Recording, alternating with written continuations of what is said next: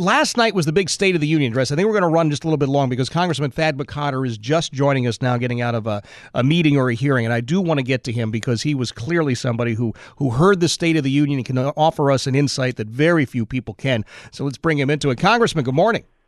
Hey, thanks for having me. Absolutely. Now, were you in the House chamber last night for the State of the Union? Yep, I was there. Just got the President's State of the Union, give the respect to the office, the individual, listen. Right. And unfortunately, I thought what I heard was unfortunately a call backwards. It was a call back to the failed, highly bureaucratized, centralized Washington big government of the past. It's no longer sustainable in the 21st century.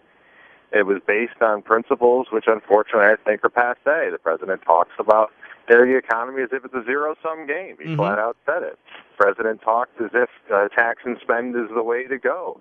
This is anti the forces around us in our daily lives that lead to a more free, entrepreneurial people. Now, when we talk about it, you said I was in a meeting. I was with Michigan entrepreneurs, policymakers, and the discussion was why Michigan is actually starting to come back. And the answer is because two things. One, you have a governor and a state legislature that are making the entrepreneurial climate more friendly. Right. And you're starting to see businesses, small businesses start up, stay, and start to come to Michigan.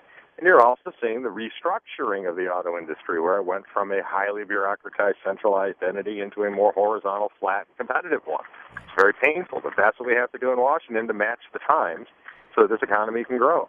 Well, let's talk about where that may head, Thad, because, of course, we hear from the president what we really need is more central control, more 5-year plans, and more people wearing gray suits and carrying clipboards.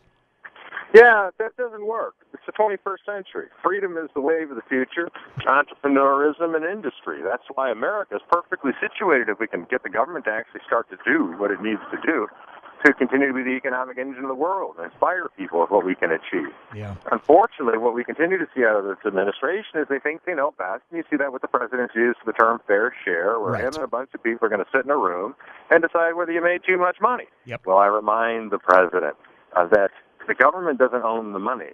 If you keep the money you make, that doesn't cost government anything, does it? Because it's your money in the first place. Right. So even there, he doesn't seem to understand the nature of how a free market economy with a duly elected representative government actually works.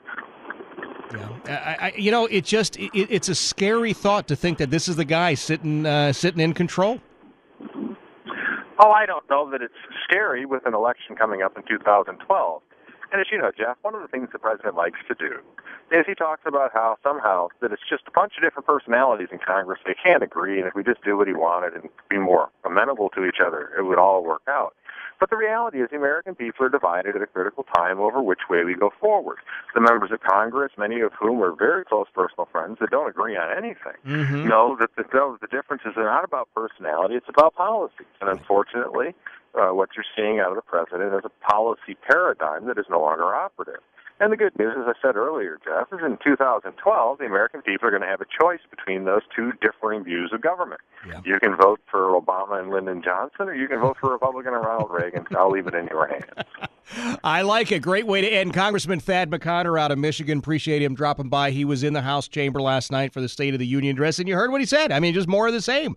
It's the class warfare nonsense. It's us against them. There's no there. That's a sad commentary.